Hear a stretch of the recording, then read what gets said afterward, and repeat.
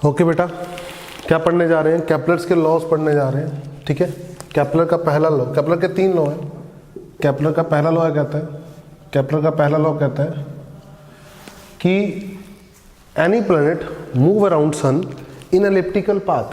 क्या कहता है कि कोई भी प्लैनेट है सन के अराउंड कैसे घूमता है? एलिप्टिकल पाथ में घूमता है। ठीक है, एलिप्टिकल पाथ का मतलब समझते हो? जैसे मान लो ऐसे, ये ऐसे, ये एलिप्स होता है ना, इसको एलिप्स बोलते हैं। This is not a circle, क्या है? एलिप्स। इसकी 2 एक्सिस होती हैं, इसको बोलते हैं मेजर एक्सिस, इसको बोलते हैं minor axis. This is what minor axis, this is what major axis. यहां से लेकर यहां तक की दूरी होती है 2a, ध्यान रखना। ठीक है, सेमी मेजर एक्सिस होगी a, सेमी मेजर एक्सिस होगी a और टोटल होगी 2a। माइनर एक्सिस की दूरी होती है यहां से लेकर यहां तक 2b, semi minor axis b, semi minor axis b। This is centre of ellipse. इस एलिप्स के होते हैं 2 फोकस, एक ये फोकस होता है, एक ये फोकस होता है, 2 फोकस होते हैं। तो ये कहा जाता है कि सन इन दोनों में से किसी एक फोकस पे है। मान लेते हैं कि इस फोकस पे, ये रहा सन, इस फोकस। तो सन के अराउंड जो प्लैनेट है वो इस पे घूमता है, कभी यहाँ है, कभी यहाँ है, कभी यहाँ है, कभी यहाँ है, कभी यहाँ है, कभी यहाँ है, ऐसे। सन के अराउंड जो प्लैनेट है वो ऐसे घूमता है। सन क्या है? उसका एक फोकस है। सन क्या है? उस पर एक फोकस है और प्लैनेट घूमता है एलिप्टिकल पाथ में। किस में घूमता है?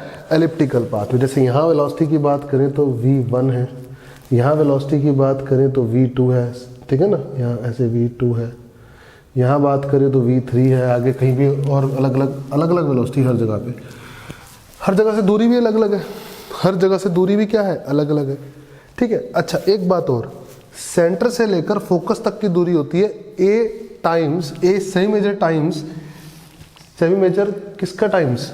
इसेंट्रिसिटी का, इसेंट्रिसिटी AE।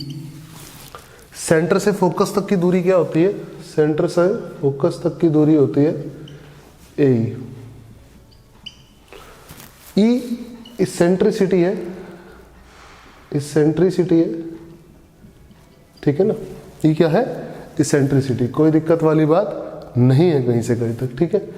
और ये इसेंट्रिसिटी E एलिप्स के लिए 0 से 1 के बीच में होती है, एलिप्स के लिए 0 से 1 के बीच में होती है ये, ठीक है ना। और इसकी इक्वेशन होती है b² = a² 1 - e²। ये b और a में इक्वेशन होती है E की, ठीक है ना। b और a में इक्वेशन ये होती है, आपको ध्यान ही रखना पड़ेगा। एलिप्स के बारे में सब कुछ बता रहा हूँ मैं।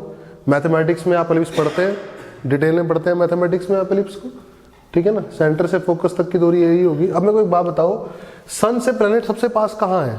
सन से प्लैनेट सबसे पास यहाँ है। और सन से प्लैनेट सबसे दूर कहाँ है? यहाँ है।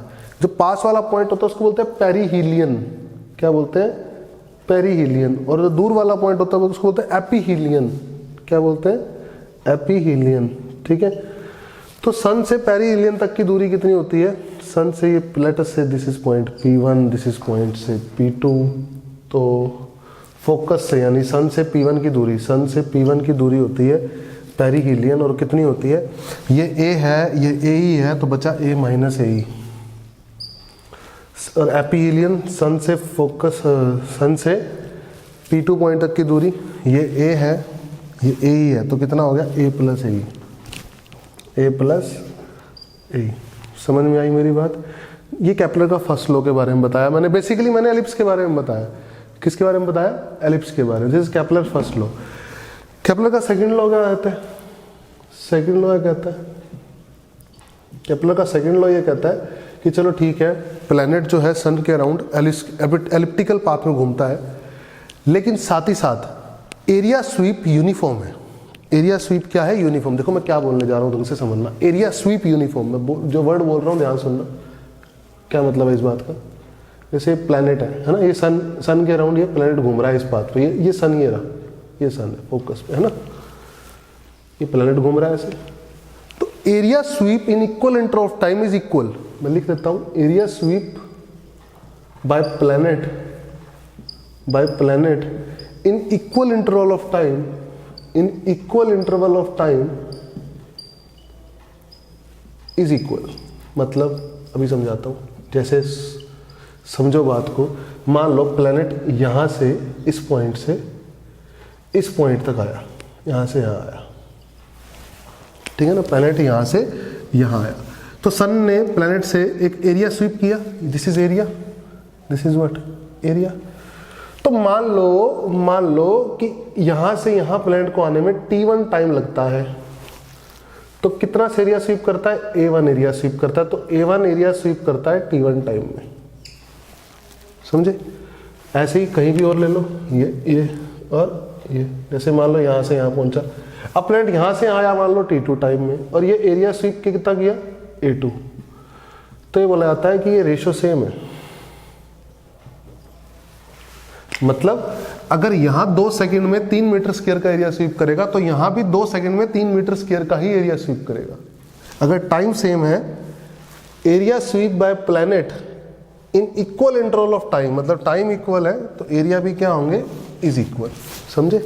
Area sweep by planet in equal interval of time is what equal, यानी D A by D T is constant, D A by D T is constant, इसका मतलब यही तो हुआ, बोलो इसका मतलब यही तो हुआ। अगर मैं और ध्यान से देखूं तो इधर देखो, ये प्लैनेट देखो, ऐसा प्लैनेट है, देखो ध्यान से, गड़बड़ नहीं होनी चाहिए, ये है, ये सेंटर थे, थोड़ी ये फोकस है ना। तो यहाँ से यहाँ की बात करते हैं, ये यहाँ से यहाँ, ये डी थीटा एंगल है, वो छोटा सा एंगल, ये आर दूरी है, ठीक है।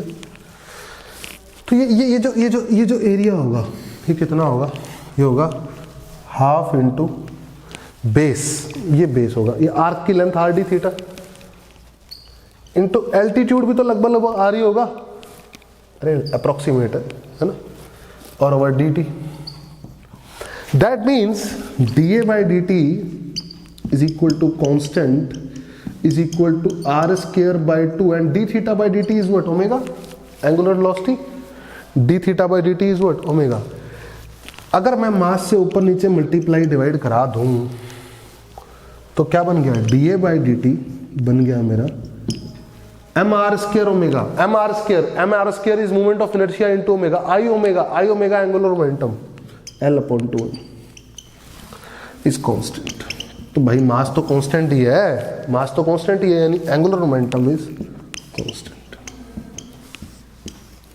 Angular momentum is constant. तो सेकंड लॉ कहता है कि area sweep by planet in equal interval of time is equal a1 by t1 a2 by t2 बराबर da by dt is constant. अब da बाई dt होता है area half into base r d theta, altitude r, ठीक है, और dt से divide r square by 2 d theta by dt omega, mass से ऊपर नीचे multiply divide m r square बन गया moment of inertia into omega, I omega होता है angular momentum upon 2m mass constant है, 2 कांस्टेंट है, कांस्टेंट का मल्टीप्लाई हो कुछ कांस्टेंट ही आएगा, एंगुलर मोमेंटम कांस्टेंट है। This is what Kepler first law, this is Kepler second law. इसके बाद मैं पढ़ूंगा केपलर्स थर्ड लॉ, 3 ही लॉ होते हैं केपलर के, ठीक है।